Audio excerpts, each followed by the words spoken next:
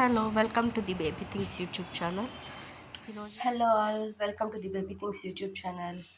ఏంది ప్లేట్లు చూపిస్తుంది, అన్నిట్లో ఒకే ఐటమ్ ఉన్నట్టుంది అనుకుంటున్నారా? ఒకే సొరకాయ అనింది. సొరకాయ బోర్ కదా, అసలు అంత టేస్టీగా అనిపించదు. సో నేను దాన్ని 4 టైప్స్గా చేద్దామనేసి అనుకున్నాం. ఫస్ట్ వచ్చి సొరకాయని యాక్చువల్గా వీడియో తీయాలి అనేది మర్చిపోయి హల్వాకి స్టార్ట్ చేసేది అనమాట. ఏం లేదు, కాస్త నెయ్యి వేసుకున్నా. నెయ్యిలో ఈ డ్రై ఫ్రూట్స్ ఉన్నాయి కదా, ముందు మామిడి పప్పు అండ్ ద్రాక్ష వేసి వేయించుకున్నాం. ఒక యాలక్కాయ దంచి వేసాను, ఇందులో మిక్స్ అయిపోయి ఉంటుంది. అండ్ దెన్ ఈ సొరకాయ తురుముంది కదా, దాన్ని వేసి బాగా వేయించుకుంటున్నాం.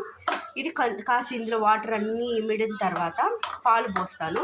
నెక్స్ట్ పాలతో కాసేపు ఉడికించి చక్కెర, తగినంత చక్కెర, తీపి మనం ఎంత తినగలమో దాన్ని బట్టి చక్కెర వేసుకొని దించేయడమే చిక్కబడిన తర్వాత. సో ఇందులో అయితే ఇప్పుడు వాటర్ రావట్లేదు అనమాట, అంటే ఆల్మోస్ట్ కలర్ చేంజ్ అయింది, ప్లస్ వాటర్ లేదు కాబట్టి ఇప్పుడు పాలు పోసి ఉడికించుకోవాలి. పాలు కొంచెం ఒక హాఫ్ టీ గ్లాస్ అలా పోస్తే చాలు,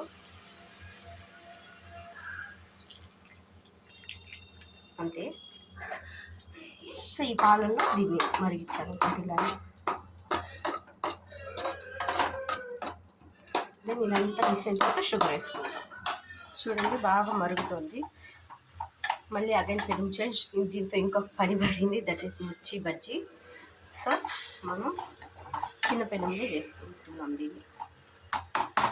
ఇప్పుడు ఈ వాటర్ కూడా కాస్త, అంటే ఈ పాలు కొంచెం ఉండిపోయేదాకా ఇలా చేస్తాము. ఫైనల్గా పెనుము మాడింది, పాలు అయిపోయాయి. సో నేనైతే బ్రౌన్ షుగర్ యూస్ చేస్తున్నా. ఇది బ్రౌన్ షుగర్ అనాలో లేదంటే బెల్లం చక్కెర మిక్చర్ అనాలో తెలియట్లేదు.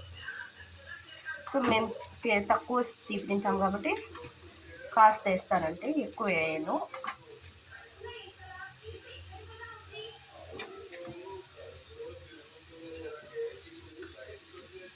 ఇది కాస్త ఎక్కువ వేసుకోవాలి, ఎందుకంటే స్వీట్నెస్ చాలా తక్కువ ఉంటుంది.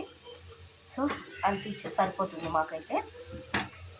నెక్స్ట్ అంతా మిక్స్ చేయడం, దించి పక్కన పెట్టి సర్వ్ చేసుకోవాలి. మంచి కాబట్టి చూడండి, ఈ టెక్స్చర్లో ఉన్నప్పుడు ఆపేస్తే తినడానికి చాలా బాగుంటుంది.